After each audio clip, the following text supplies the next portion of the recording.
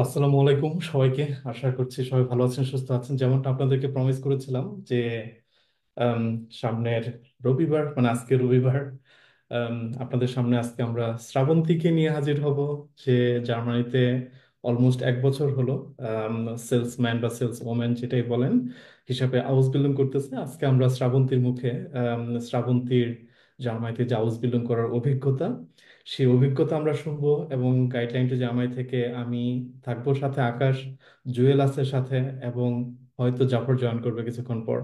আমরা জাস্ট একটা গল্পের ছলে আজকের এই আলোচনা। এবং শ্রাবন্তী, আপনাকে অনেক অনেক ধন্যবাদ যে আপনি আমাদেরকে একটু সময় দিচ্ছেন আজকে এত ব্যস্ত সময়ের মাঝখানে। কেমন আছেন আপনি? জার্মানি কেমন লাগতেছে?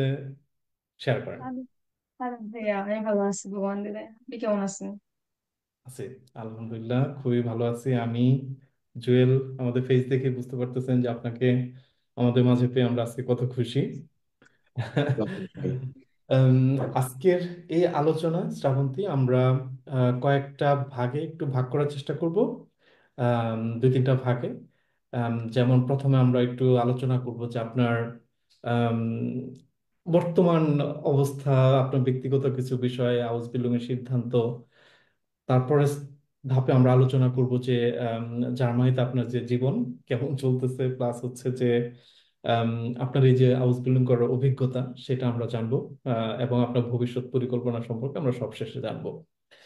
তো আমি যদি একদম পেছনে চলে যাই, আম, তাহলে আমাকে শুরু করতে হলে আমি এইভাবে শুরু করব যে শ্রাবন্তী, আপনি আম, জার্মানিতে হাউস বিল্ডিং টপিকটা আসলে আপনি যখন এসেছেন তখন হুম। খুব পুরাতন ছিল না, একদমই নতুন একটা বিষয় ছিল আপনাদের জন্য, আমাদের জন্য। এই যে নতুন একটা বিষয়, সেটা অ্যাকসেপ্ট করছেন নতুন, তারপর আপনি মানে মনের দ্বিধা না রেখে আপনি সেটা অ্যাকসেপ্ট করছেন, নিজেকে প্রিপেয়ার করছেন। একদমই আনসার্টেন ছিল বিষয়টা, যে আমি যে কষ্ট করে নিজেকে প্রিপেয়ার করব, আমি কি আসলে হাউস বিল্ডিং পাবো কি পাবো না, আপনি জানতেনও না। এবং আপনার পরিচিত কেউ এই সময় জার্মানিতে হাউস বিল্ডিং নিয়ে আসে নাই, তাই না? হুম। তো না ভাইয়া। খুবই আনসার্টেন ছিল। এবং তারপর আপনি নিজেকে প্রিপেয়ার করছেন, হাউস বিল্ডিং নিয়ে আসছেন। আমি বলবো যে আপনি হাউস বিল্ডিং করার সিদ্ধান্তটা কিভাবে নিলেন। হুম। এবং দুইটা প্রশ্ন ছুড়ে দেয়, হাউস বিল্ডিং করার সিদ্ধান্তটা কিভাবে নিলেন, প্লাস হচ্ছে যে এই যে আপনি সেলসম্যান বা সেলস ওম্যান, যেটা কয়ফারেন হিসেবে হাউস বিল্ডিং করতেছেন, এই পেশাটাই বা আপনি কেন বেছে নিলেন? প্রথম প্রশ্ন আপনার হচ্ছে যে আমি কিভাবে আমি হাউস বিল্ডিং করার সিদ্ধান্ত নিয়েছিলাম না। এটা হচ্ছে যে ভাই আমি অনেক প্রায় আজ থেকে 2-3 বছর আগে আমি মাথায় আমার ঢুকে গেছিল যে আমি বাইরের দেশে পড়তে যাবো বা বাইরের দেশে কাজ করতে যাবো বা যে কোনো মূল্যে আমি যে বাইরের দেশে একটা যাবো। তো আমি এটা নিয়ে রিসার্চ করা শুরু করলাম যে বাইরের দেশে যাইতে হলে কি কি রিকোয়ারমেন্ট লাগে বা কতটুকু আমার ব্যাকগ্রাউন্ড কি হইতে হবে। দেন আমি অনেকগুলো ট্রাই করতেছিলাম, মানে দেখতেছিলাম। প্রথমে ইউরোপ দেখছি, তারপর হচ্ছে আপনার ইউকে দেখছিলাম, তারপর হচ্ছে আপনার কানাডা দেখছিলাম। তো এগুলো করতে গেলে আমি দেখি যে অনেক বড় একটা ইউজ টাকা লাগে, যেটা আমি মিডল ক্লাস ফ্যামিলি, মানে মিডল ক্লাস ফ্যামিলি একটা মেয়ে হয়ে আমি ওইটা চিন্তা করতে পারি না। আপনার লাখ 20 লাখ 30 লাখ টাকার মতো লাগে যায় ব্লক অ্যাকাউন্ট সহ। তো তখন আমি আমার ফ্যামিলির প্রেশার দিতে যাচ্ছিলাম না যে আমি যাব, যে আমার এতগুলো টাকা দাও। দেন আমি জানি না আমি কেন জানি ইউটিউবে সার্চ দিছিলাম যে without block account how can I go to Germany or another country. তো হঠাৎ করে আপনার ভিডিও সামনে আসছে। আচ্ছা। আপনার একটা ভিডিও ছিল হামবুর্গের ওইতে, নাম জানি কি ভাইয়া, হাফেন সিটির দিকে। সিটিতে। এইটা তিনি বলছিলেন যে হ্যাঁ জার্মানিতে আসা যায় উইদাউট উইদাউট ব্লক অ্যাকাউন্ট। আমি তো এটা শুনে ব্যাপক খুশি, এখন কেমনে যাওয়া যায় উইদাউট ব্লক অ্যাকাউন্ট। দেন বললেন যে আউস বিলুং, আপনি ওই ভিডিওতে আর কিছু ডিটেলসে বলেন নাই, জাস্ট আউস বিলুং নামটা বলছিলেন। দেন ওই আউস বিলুং শুই না আমি দেন সার্চ করা শুরু করছি যে এটা আউস বিলুং জিনিসটা কি। আমি জানতামই না জিনিসটা কি, কারণ ওইটা বাংলাদেশে তখন এতটা প্রচলিত ছিল না যতটা এখন আছে। তো আমি ওইটা রিসার্চ করতে শুরু করলাম। আমি বিশ্বাস করেন ভাই আপনার নেক্সট ভিডিওর জন্য কতটুকু যে অপেক্ষা করছি, জাহাজ বিলুং ডিটেলস আপনি কবে বলবেন। Then আমি দেখলাম জাহাজ বিলুং হচ্ছে পড়াশোনা, দেন কাজ। তারপরে ভাবলাম না এটাতে যাওয়া যায়, টাকা পয়সা বেশি লাগে না, জাস্ট জার্মান ভাষাটা। তো ফার্স্ট অফ অল আমি ভাবছিলাম যে জার্মান ভাষাটা অনেক ইজি হবে, শিখতে পারবো, যে নিজের উপর ভরসা রাখছিলাম। দেন হয়েছে, ইজি ছিল না জার্নি, বাট ইজি করে নিতে হয়েছে, ইজি করে নিছে আর কি। True, true. হ্যাঁ। শ্রাবন্তীর কথার এই পর্যায়ে আমি একটু অ্যাড করি। হুম। সেটা হচ্ছে যে শ্রাবন্তী এটা বোধহয় 2022 সাল বা 21 সালের শেষ দিকের কথা বলতেছে। শ্রাবন্তী এখন যে কথা হ্যাঁ, বললো দুই তিন আপনাদেরকে, বছর আগের কথা। আপনারা যারা আউস বিল্ডিং নিয়ে মোটামুটি জানেন তারা, তাদের জন্য বলি যে আউস বিল্ডিং জিনিসটা কিন্তু জার্মানিতে বহু বছর ধরে প্রচলন আছে, কিন্তু নন ইউরোপিয়ান কান্ট্রি থেকে আউস বিল্ডিং নিয়ে জার্মানিতে আসা যাইতো না আগে। সেটা যেটা করা হচ্ছে 2020 সালের শেষ দিকে বা 2021 সালের প্রথম দিকে এসে জার্মান সরকার সেই হাউস বিল্ডিংটা এই যে আপনাদের আমাদের জন্য সবার জন্য ওপেন করে দিচ্ছে। তখন মানে আমি মনে হয় যে আমি প্রথম আলোচনা শুরু করি হাউস বিল্ডিং নিয়ে কথা বলা, এবং তারই ধারাবাহিকতা যে আমার কাছে মনে হয় যে ব্যাপক একটা সম্ভাবনা আছে সেখানে এই হাউস বিল্ডিং নিয়ে জার্মানিতে আসার বাংলাদেশি স্টুডেন্টসদের জন্য। তখন আমি, জুয়েল, জাফর আমরা মিলে এই গাইডলাইন টু জার্মানির প্ল্যাটফর্ম তৈরি করি ওই সময়। আহ, এবং আলহামদুলিল্লাহ এখন আপনারা অনেকেই হাউস বিল্ডিং নিয়ে এই গাইডলাইন টু জার্মানির থ্রুতে আসতেছেন। এবং মানে আমরা এখানে হিউজ ড্রিম দেখি যে বাংলাদেশ থেকে অনেক মানুষ আপনাদের মতো এখানে আসবে, এসে তাদের একটা মানে ড্রিম লাইফ যেটা সেটা তারা পাবে, এবং সেখানে আমরা একটা অবদান রাখতে পারবো। শ্রাবন্তী, আপনার কাছে সেকেন্ড প্রশ্ন ছিল আমার যে এই পেশাটা আপনার যে সেলস ওম্যান, এই পেশাটা আপনি কেন বেছে নিলেন? ফার্স্ট অফ অল আমি দেখছিলাম যে নার্সিং এ, অনেস্টলি আমি নার্সিং এ দেখছিলাম, রিসার্চ করছিলাম, দেন আমার মনে হইলো না, সামহাও মনে হলো যে না, নার্সিং আমার জন্য না। আমি জানি না কেন, বাট আমার লাগছে যে না, নার্সিং আমার জন্য না, আমি অন্য একটা দিকে ট্রাই করি। দেন আমি ট্রাই করছিলাম আপনার আইটি সেক্টরে, কজ কিন্তু আইটি সেক্টর ট্রাই করছি, বাট অনেকগুলা রিজেকশন আসছে, কারণ আমার কোনো স্কিল নাই। ইউজুয়ালি আমার কোনো স্কিল নাই, জাস্ট B1। আইটিতে অনেক হার্ড একটা হাউস বিল্ডিং পাওয়া উইদাউট এনি স্কিল। আর B1 ল্যাঙ্গুয়েজ আপনার C1 তো লাগেই। Then আমি ট্রাই করলাম যে আচ্ছা দেখি, ফেয়ার কোয়েফিনের কিন্তু অনেক সার্কুলার ভাইয়া জার্মানিতে, অনেক বেশি ফেয়ার কোয়েফিন নিতেছে জার্মানিতে, বেকারি বলেন, সুপার শপ বলেন, অনেক জায়গাতে। তো আমি ভাবলাম যে দেখি ফেয়ার কোয়েফিন হিসাবে নিলে কেমন হয়। তো ভাবলাম যে আমি জার্মানিতে যাওয়ার পরে এমন না যে আমি ডয়েচে একবারে হাই প্রপার হয়ে যাব। আমি মনে করছি যে ফেয়ার কোয়েফিন নিলে আমার ডয়েসটা ভালো হবে, কারণ আমি কাস্টমারের সাথে কথা বলতে পারবো। এটা একটা, সবসময় কাস্টমারের সাথে কথা বলতে হবে, দ্যাটস ওয়াই আমার ডয়েসটা আরো ভালো হবে। কোনো চান্স নাই ডয়েস ডাউন হওয়ার, একটা একটা জায়গায় থাকবে কিন্তু ডাউন হবে না, এটার জন্য অনেক আর কি। ইন্টারেস্টিং, আর অনেক ইন্টারেস্টিং। হ্যাঁ, বলেন হুম, বলেন, শ্রাবন্তী বলেন। হচ্ছে ভাই আমি ফ্যাকোফানি হিসেবে নিছি কারণ আমি বাইটা বেলুন করব। হ্যাঁ, শিওরলি আমি বাইটা বেলুন করব হচ্ছে আপনার মার্কেটিং নিয়ে, এই জন্য ফ্যাকোফানি হিসেবে আবার বেশি চুজ করা। আর ফ্যাকোফিন ভাই না, আপনারা কি এখানে কি করে অনেক ভালো আপনারা বুঝাই দিবে যে একটা ফির্মা তৈরি করতে হইলে বা নতুন থেকে স্টার্ট আপ করতে হইলে আপনার কি কি করতে হবে। ফেক মনে হয় যে তুমি জাস্ট ব্যাচ বা কথা বলবা শেষ, এতটুক না।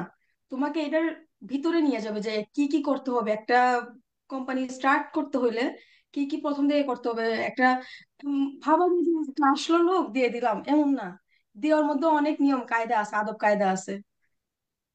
এটা মানে এটা আমার কাছে ভালো লাগতেছে, কাজ করে। তো শ্রাবন্তীর এই কথা শুনে আমার একটা কথা মনে পড়লো। জার্মানিতে মানে যে যেই পেশায় কাজ করে, সে ওই পেশাটা এত ডিটেইলস জানে, হ্যাঁ। সেটা আসলে বাংলাদেশ থেকে এটা কল্পনা করা সম্ভব না। আমি যদি একটা এক্সাম্পল দিই, আমার আমার যে বস, তাকে যদি আমি কোনো একটা প্রশ্ন করি আমাদের কাজ রিলেটেড, সে এই জিনিসটাকে এতটা ডিটেইলস ভাবে আমাকে বুঝিয়ে দেওয়ার চেষ্টা করে কিংবা বুঝায় দেয়, তখন আমার মাঝে মাঝে মনে হয় আমি তাদের কিছু জানতে চাই নাই। কিন্তু এটা হচ্ছে জার্মানির একটা বৈশিষ্ট্য বলতে পারেন, জার্মানদের একটা বৈশিষ্ট্য, কিংবা জার্মানিতে যারা কাজ করে তাদের একটা বৈশিষ্ট্য। তারা যেই কাজটা করে সেই কাজের শুরু থেকে শেষ পর্যন্ত তারা জানতে চায় না, তাদের এই আগ্রহটা থাকে। এবং জার্মানিতে তারা সেই কাজটাই করে যেই কাজে তাদের আগ্রহ আছে। এখন কারো যদি ইচ্ছা করে, মনে ইচ্ছা থাকে যে না আমি সারাদিন হেঁটে বেড়াবো, তো এখন এই হাঁটার জন্য কিভাবে হাঁটতে হয়, কোথায় কি করতে হয়, এই বিষয়ে ওরা নিজেকে স্পেশালাইজড করে। না, এটা হচ্ছে জার্মানদের একটা বৈশিষ্ট্য। শ্রাবন্তী। বলছেন, আমার বস আমার হঠাৎ কি ভুল ধরছে জানেন। So, আমি কাস্টমারকে বাইরে ছিল, উনি একটু অসুস্থ ছিল। তো আমি জাস্ট আস্তে আস্তে করে হাঁটিয়ে যেতেছিলাম যে ওনাকে হেল্প করতে, বলে যে থামো, এইভাবে হাঁটবে না, বাস পায়ের এই পাতাটা এইভাবে ফেলবা, দেন তোমার শ্রম কম হবে, তোমার শব্দ কম হবে। এই যে এটা এটা হচ্ছে একটা একদম রিয়েল লাইফ একটা হ্যাঁ। এক্সপিরিয়েন্স হয়ে গেছে শ্রাবন্তে। যাই হোক শ্রাবন্তে, আপনি তো উম, জার্মানিতে আসার আগে তো মানুষের একটা প্রস্তুতির বিষয় থাকে না, যে এই এই কিছু কিছু জিনিস করতে হয়। তো আপনার প্রস্তুতিটা কেমন ছিল? আমি যদি বলি ভাষা শেখা, তারপরে ডকুমেন্টস রেডি করা, এইসব বিষয় আপনি কিভাবে নিজেকে প্রিপেয়ার করছেন? আম, আসলে প্রথম যখন অসবিলিঙ্গি সম্পর্কে জানছি আমি, দেন আমার মনে তো অনেক ভয় কাজ করতেছিল যে আমি একা কিভাবে করবো, আমি কিছুই জানি না, কারণ আমার 14 গোষ্ঠীর মধ্যে কেউ বাইরে দেশে নাই। সিরিয়াসলি আমি কারে ফোন করে জিজ্ঞাসা করবো যে আমি হেল্প চাচ্ছি, এমন কেউ নাই। দেন আকাশবাই ভিডিও থেকে দেখলাম যে একটা কোর্স চালু হইতেছে। প্রথমে ছিল যে ভাষা কোর্স, মানে ল্যাঙ্গুয়েজ কোর্স। আমি ভাইয়ের কাছে A1 করছি প্রথমে, অনেক ঢিলা ছিলাম। A1 আমি বেশি ইয়ে করতে পারি নাই। দেন A1 শেষে দেখলাম ভাই আপনাদের একটা guideline two Germany house building course আপনার লঞ্চ করছেন। দেন আমি ভাবলাম যে এটাতে শুধু ডিটেলস দেখলাম যে আপনারা গাইড করবেন, কেমনি কি করতে হয়, পেপারস রেডি করতে হয়, কেমনি গাইড করবেন আপনারা। দেন একটা অ্যাপ্লাই কিভাবে করতে হয় এগুলো গাইড করবেন, A1 to B1 শিখাবেন, দেন পরীক্ষার প্রস্তুতি করাবেন। দেন আমার ভাবলাম যে এটা অনেক ভালো একটা জিনিস, আমার এতটা ভাবতে হবে না, ভাইয়ারা জাস্ট গাইড করবে আমি করে যাব। কারণ আমি আমি অনেক নতুন, আমি কারে জিজ্ঞাসা করব। এটা আমার জন্য অনেক বেশি হেল্পফুল হয়েছে। এটা হচ্ছে একটা, যে আমার পেপারস রেডি করা আপনারা হেল্প হেল্প করছেন, দেন আমিও শ্রম দিছি। এটা একটা। কারণ কথা হচ্ছে যে ল্যাঙ্গুয়েজ আমি কিভাবে করছি, ভাই আর বললেন না। শুন, মানে মনে করলে বলো নিজের উপর প্রাউড ফিল হয় যে না আমি করছি। A1 আমি 2বার করছি হনেস্টলি, আকাশ ভাইয়ের কাছে একবার। কারণ আমি প্রথম প্রথম শ্রম দেই নাই, কারণ এখানে অনেক বড় কাহিনী আছে, ভাইয়া জানেন আমার টাকার বিষয়গুলা। টাকার বিষয়গুলো হচ্ছে আমি একটু, মানে আপনাদের সার্কুলারে ছিল যে ওয়ান হচ্ছে মেবি কত হাজার, 15,000 ইউরো। এরকমই ছিল। হ্যাঁ, 15,000 ছিল। আমি ওইটাকে মনে করছি 1500 ইউরো। হ্যাঁ, হ্যাঁ। 1500 ইউরো দেখাই তো আমি বলি যে ওয়াও, 1500 ইউরো দিয়ে জার্মান কোর্স, দেন সাথে সাথে জাস্ট আমি জয়েন করে ফেলছি। দেন তখন টাকা দিব, তো আমি হাফটা দিব। দেন আমি দিলাম 750, 750 দিলাম। দেন ভাইয়া বলে যে আচ্ছা শ্রাবন্তী, আপনি একটু চেক করেন তো আমার ইয়েটা। আমি দেখি 15,000, মানে একটা শূন্য আমি হারাই ফেলছি। না, এটা এটা অনেক ভালো হচ্ছে হয়েছে জানেন, এটা অনেক ভালো হয়েছে আমার জন্য। আমি যদি তখন যদি 15,000 দেখতাম, আমি জীবনে পা বাড়াইতাম না, কারণ আমি একা, আমার তখন ফ্যামিলি সাপোর্ট ছিল না। আমি যখন 15,000 দেখতাম, আমি জীবনও কোর্সে আমি যাইতামই না।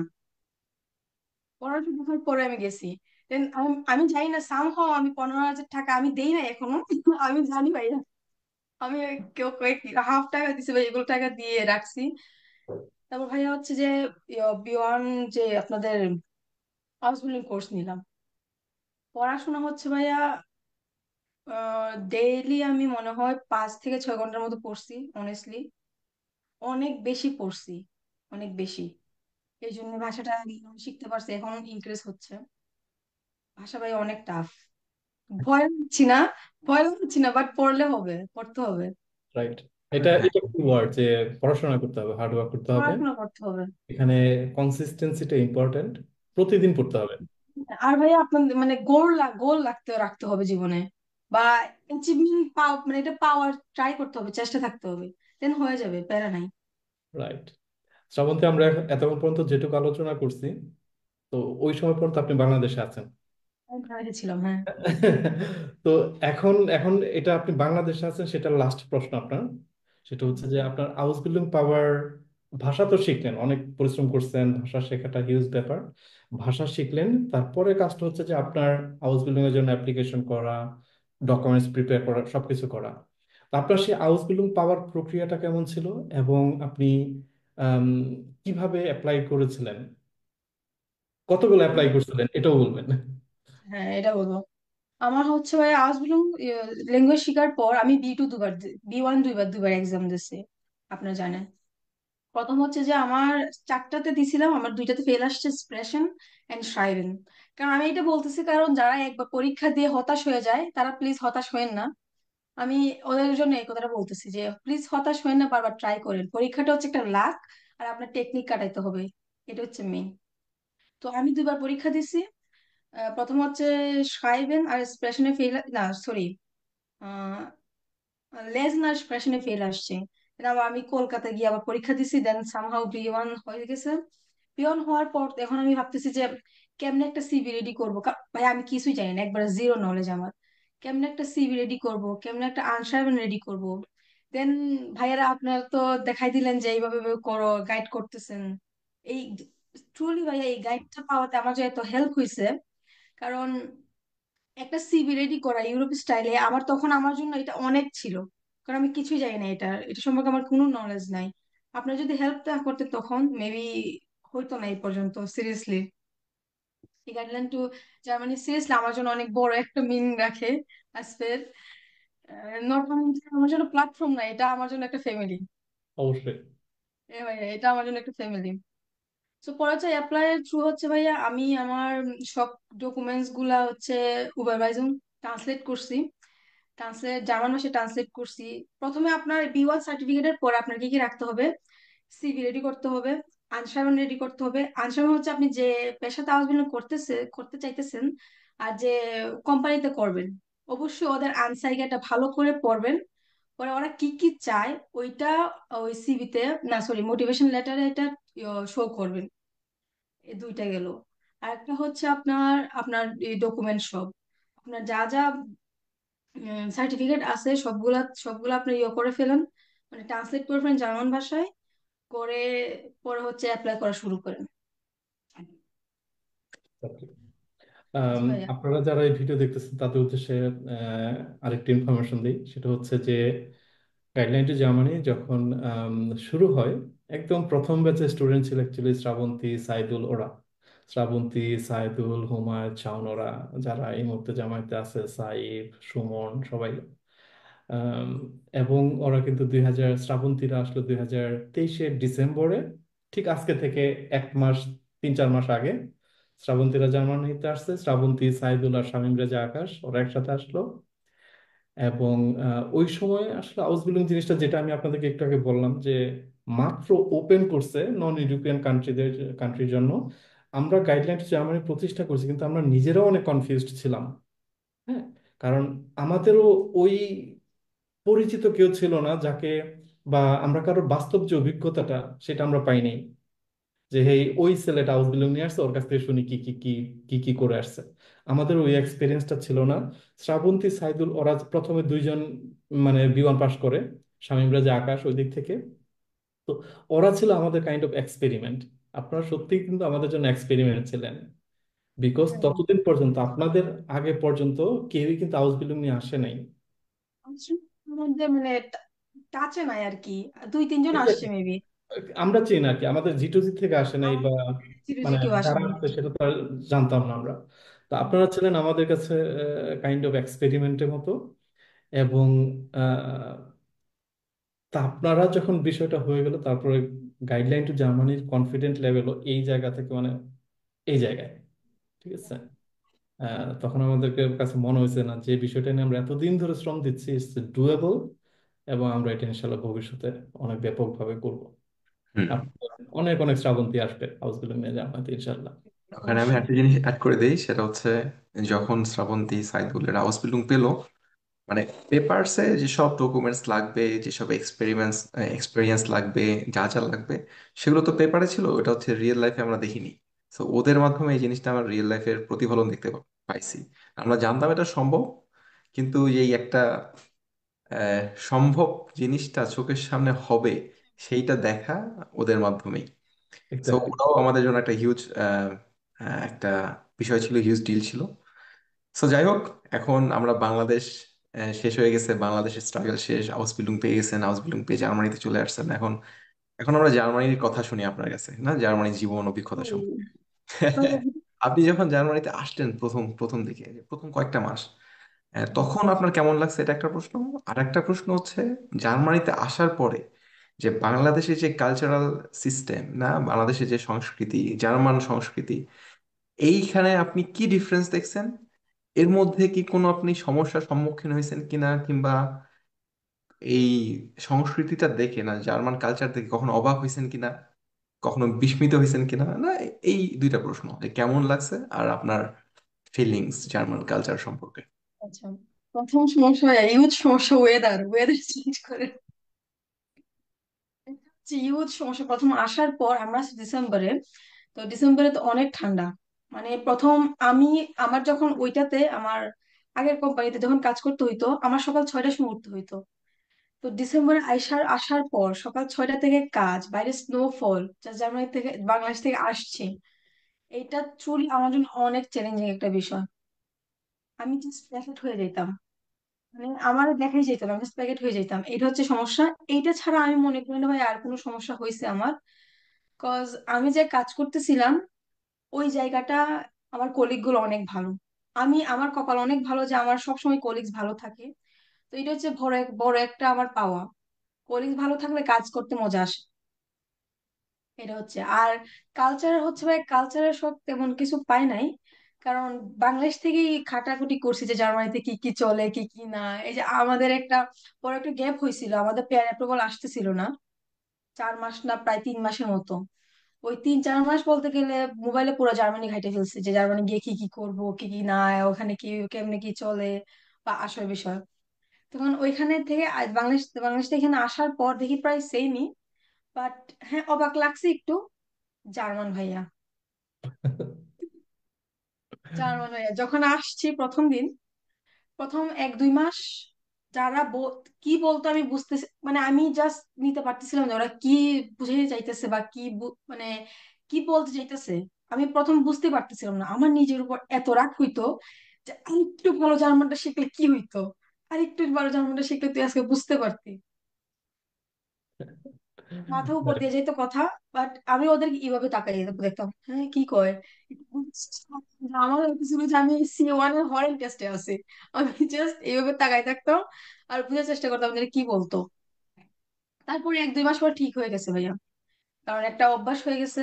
কারণ বাংলাদেশে থাকতে তো এমন মুখোমুখি হই নাই যে কোনো ডয়েচ কেউ আমাদের সাথে কথা বলতেছে একবারে ফ্লুয়েন্টলি ডয়েচ, এই জন্য হয় নাই। বাট এখন ঠিক হয়ে গেছে, এখন অনেকটাই ঠিক হয়ে গেছে, এখন সবটাই বুঝি বলতে গেলে। হ্যাঁ, এখানে এখানে হচ্ছে শ্রাবন্তীর কথার সাথে আমি একটা জিনিস অ্যাড করে দিই।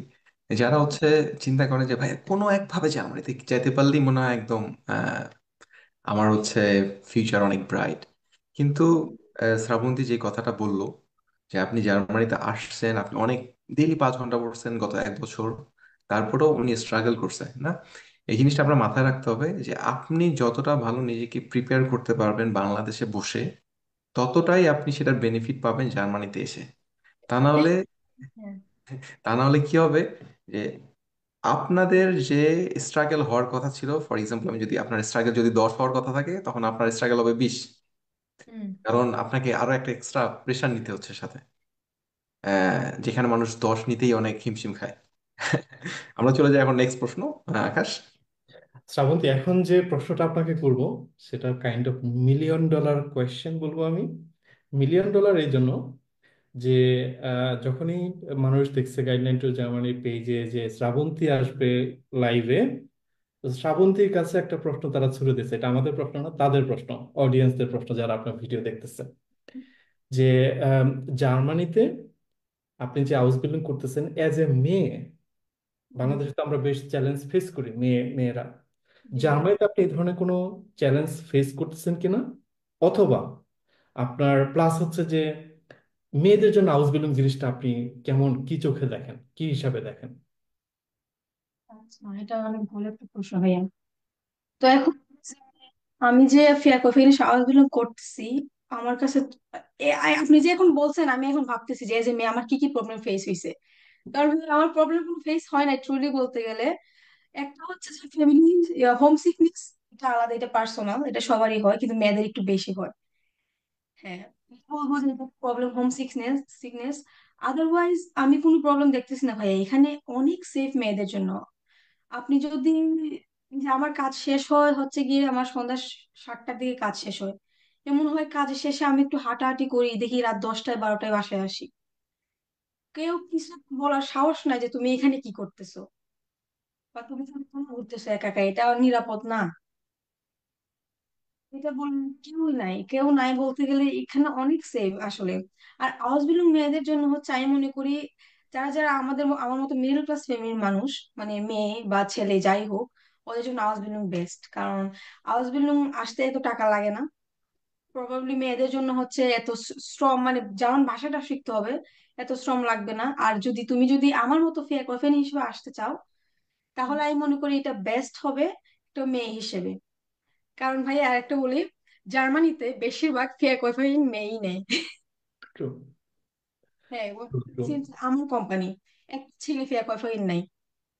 কারণ আমার সে বলে বলে যে মেয়েরা হচ্ছে হচ্ছে যে তোমার উম, ফেরেস্তা। আমার যেমন যেমন বলে, মেয়ে আসলে আমার কাস্টমার আসবে। হ্যাঁ, ট্রু। এই মেয়ে হচ্ছে লক্ষ্মী, মেয়ে আসলে আমার কাস্টমার বেশি আসবে, এই জন্য মেয়েরা রাখি। আর মেয়েরা থাকলে অনেক কাজ পরিপাটি করতে হয়, দেন আপনার হলে যে মানে ফিয়া কফেন হিসেবে একটু পরিপাটি করে রাখতে হয়, গুছায় গুছায় রাখতে হয় আপনার সামনের জিনিস পেছনের জিনিস। দ্যাটস ও মনে করে যে মেয়েরা এটা ভালো করে আর কি।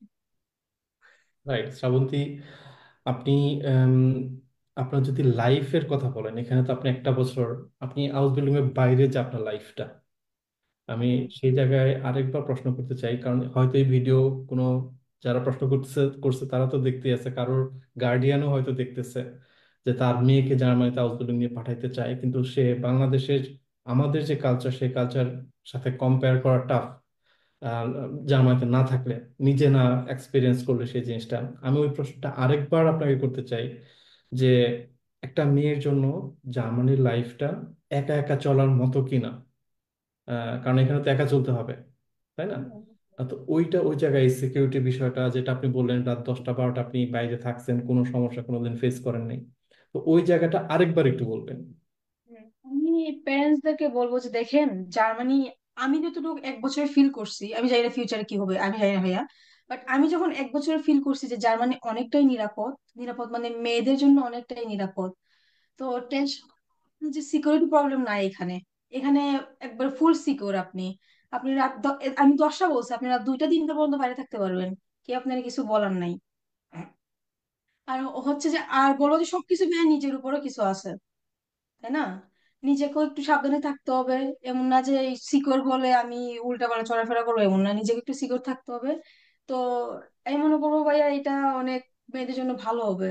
আই থিঙ্ক এটার প্যারার কিছু নাই, কারণ মানে secure, আমি আর কি বলবো, সিকিউর অনেক, আমি যা ফিল করতেছি সত্যি অনেক কথা বেশি বলতে, সিকিউর। হ্যাঁ, সত্যি কথা বলতে এখানে ছেলে আর মেয়ের এই কনসেপ্টটাই নাই জার্মানিতে, ঠিক আছে? হ্যাঁ, কনসেপ্টই নাই। আমাদের দেশে যেরকম ছেলে এবং মেয়ে দুইজনকে একটু দুই চোখে দেখা হয়, সেটা লাইফ, লাইফের ক্ষেত্রে। হুম, কিন্তু জার্মান কালচারে ওই জিনিসটাই নাই যে আমি ছেলে আমাকে জিনিসটাই এটা নেই, করতে আমি রাইট। এটা করতে পারবো, আমি মেয়ে আমি এটা করতে পারবো না। এই ধরনের কোনো কালচার ওদের দেশে নাই। যা ইচ্ছা তোমার, যেটা তোমার জন্য ভালো হয়, তোমার ওটা স্বাধীনতা আছে, তুমি করো। Exactly. তোমার ফিউচার, তোমার টেনশন, তোমার চিন্তা ভাবনা সব তোমার কাছে, তুমি করো। অন্যজনের সে কিছু বলার নাই যে তুমি এটা কেন করছো কেন করো নাই। এই জিনিসটা আমার অনেক ভালো লাগে ভাইয়া। ধরেন হুম। আমি হাঁটতেছি হাঁটতেছি, ধরেন আমার ইচ্ছা হয়েছে আমি একটা কিছু করলাম, যাই কিছু করলাম, কেউ আমার একটু বলার নাই যে আমি ফিউচারে কিছু একটা করতেছি। ধরেন আমি বাংলাদেশে থাকতাম, সবাই বলতো যে দেখে ও কি করে কি না, কি করে কি না, এটা নিয়ে আবার পড়ালেখা করতে হয় নাকি, এটা তো মানুষ এমনিই পারে। তো তোমার প্রশ্ন তোলার নাই যে তুমি এটা কেন করতেছো, তোমার এটার জন্য এটা নিম্ন কাজ বা ছোট কাজ বা বড় কাজ, এখানে জার্মানিতে সব সমান। মেয়ে ছেলে বলেন কাজ বলেন সব সমান। হুম। তোমার ফুল স্বাধীনতা আছে তুমি কি করবা কিনা। না, এই জিনিসটা আমি হচ্ছে শ্রাবন্তীর চোখে লক্ষ্য করছিলাম যখন আকাশ প্রশ্নটা করছে যে মেয়ে হিসেবে, তখন শ্রাবন্তী চিন্তা, আচ্ছা আমি কি মেয়ে হিসাবে কাজ করি না ছেলে হিসাবে কাজ করি। না এই যে কারণ হচ্ছে এই কনসেপ্টটাই জার্মানিতে নাই যে এটা মেয়েদের কাজ কিংবা এটা ছেলেদের কাজ, এটা মেয়েরা করতে পারবে এটা ছেলেরা করতে পারবে না। তো সেই দিক থেকে এই জিনিসটা অলমোস্ট ক্লিয়ার, সেফটি সিকিউরিটি এবং কাজকর্মের দিক থেকে। তো ওই কাজকর্মের সেম, এটা সেম, এটা কোনো আপ লেভেল নাই, সেম মেয়েদের ছেলেদের জন্য। সেম জিনিসটাই যদি আমি বলি যে বাংলাদেশের কনসেপ্ট যেটা থাকে সেটা হচ্ছে ছেলেরা যদি এই কাজটা করতে পারে মেয়েরা তাহলে এই কাজটা করতে পারবে না, এই জিনিসটা মানুষের মাথায় থাকে। কিন্তু জার্মানিতে এটা তোমার দায়িত্ব, তোমার এটা করতে হবে। এখন তুমি ছেলে হও বা মেয়ে হও, ঠিক আছে। সো জাফর জয়েন করছে, হ্যান্সলিশন উইলকাম। তুইও কথা বলার সুযোগ পাবি। আমি হচ্ছে আমার মাথায় একটা প্রশ্ন আসছে, সেই প্রশ্নটা করে ফেলি, তাহলে হারায় যাবে। সেটা হচ্ছে যেহেতু আপনি বলতেছিলেন যে কাজ কর্মের বিষয়টা নিয়ে, না যে আমি যেভাবে কাজ করি আমার কাছে কখনো মনে হয়নি এই জিনিসটা এইভাবে।